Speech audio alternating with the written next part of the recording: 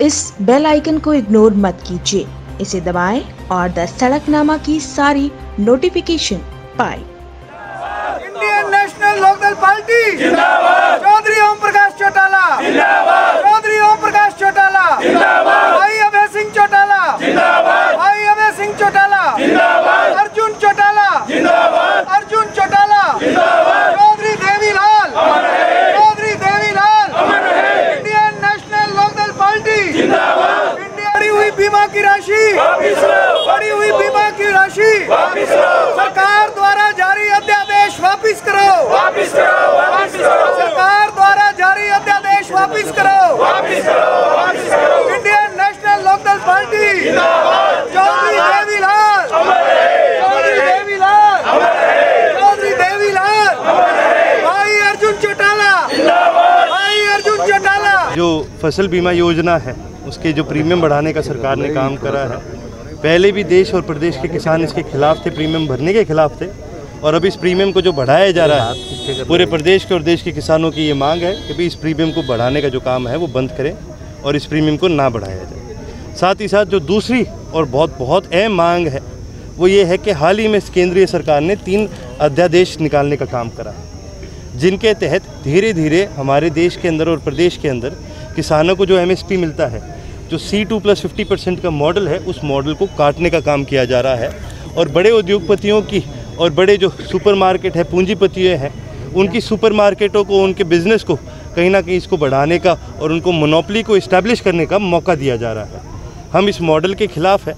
हम उल्टा केंद्रीय सरकार से और सरकार से इस चीज़ की मांग करते हैं कि भाई इस नए ऑर्डिनेंस को लगाने की बजाय जो APMC जो कमेटी है उसके अंदर कई चीज़ें हैं उनको इम्प्रूव किया जाए, क्योंकि आज के जो APMC का सिस्टम है, प्रदेश के और देश के किसान उस चीज़ से खुश हैं।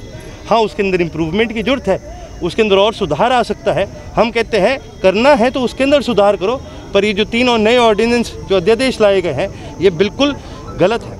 इसका मैं आपको सबसे बड़ा नुकसान ये बताता हूँ कि जब मंडी के अंदर किसान फसल बेचने जाता है, तो जब वो अपनी फसल बेचता है, अगर किसान के बीच और फसल खरीदने वाले के बीच में किसी भी तरह की कोई ऐसी दिक्कत आ जाती है, किसी भी तरह का कोई भी विवाद आ जाता है, तो किसान उस विवाद को लेके कल को कोर्ट में भी जा सकता है, कल को सरकारी अधिकारियों के सामने भी जा सकता है। लेकिन इस ऑर्डिनेंस के तहत अगर फ्री मार्केट के अंदर कोई भी किसान अपना सामान बेचता है, तो जब विवाद इन दोनों के बीच में हो तो वो कोर्ट नहीं जा सकता, उसको SDM के पास जाना पड़ेगा। अगर SDM के पास जाता है तो SDM एक कमेटी बनाएगा जिसके अंदर उस कंपनी के अधिकारी और वो किसान बैठ के खुद आपस में बातचीत करके उसको सॉल्व करें। उनको 30 दिन का समय दिया जाएगा। अगर फिर भी ये चीज़ ना ठीक हो पाए तो इसका फैसला SDM करेगा, और अगर SDM के फैसले से अगर दोनों पार्टी राजी नहीं है या कोई भी एक पार्टी राजी नहीं है तो वो ऊपरी अधिकारी के पास जाएगा।